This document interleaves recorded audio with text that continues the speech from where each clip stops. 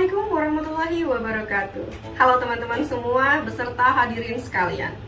Saya ingin membuka pidato kali ini dengan pertanyaan sederhana. Bagaimana mungkin seorang siswa bisa naik kelas setiap tahun tapi masih kesulitan memahami bacaan sederhana?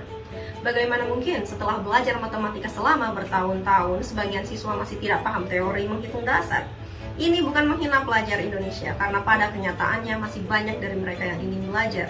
Mereka datang ke sekolah setiap hari, mengerjakan tugas, mengikuti ujian, bahkan masih banyak yang rela begadang demi nilai. Hari ini saya ingin membahas tentang tantangan literasi dan numerasi pelajar Indonesia di tengah perubahan sistem pendidikan.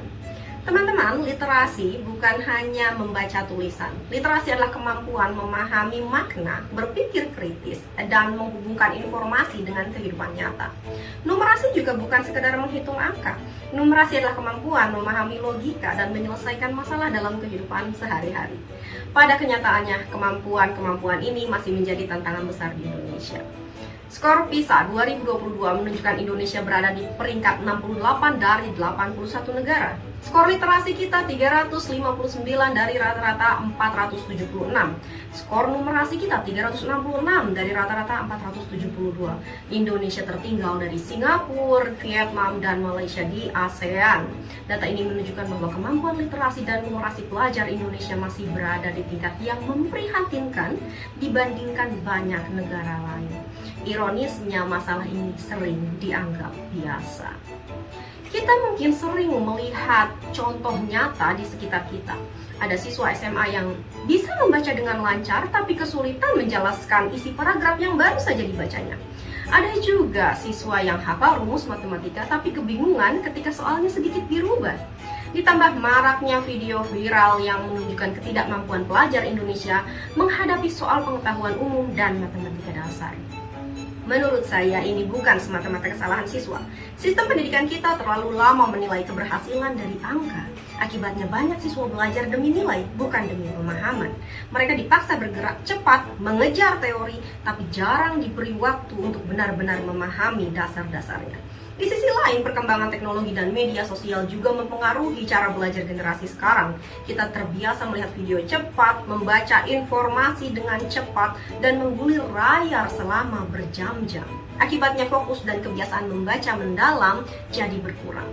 Tugas guru dalam administrasi dan teknologi juga membuat fokus guru terhadap siswa berkurang. Tapi saya percaya, keadaan ini belum terlambat untuk diperbaiki. Perubahan mungkin tidak langsung datang dari pemerintah atau sistem yang besar. Kadang perubahan dimulai dari hal yang kecil, dari seorang pelajar yang membaca dengan sungguh-sungguh, dari keberanian untuk bertanya ketika tidak paham, dari kemauan untuk belajar memahami bukan hanya menghafal.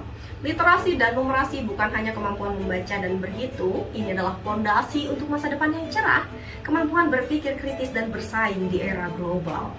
Teman-teman, pendidikan seharusnya membantu siswa berkembang, bukan membuat mereka merasa tertinggal atau bodoh hanya karena mereka belajar dengan cara yang berbeda. Pelajar Indonesia bukan tidak mampu, mereka hanya membutuhkan sistem, lingkungan, dan metode belajar yang lebih mendukung pemahaman.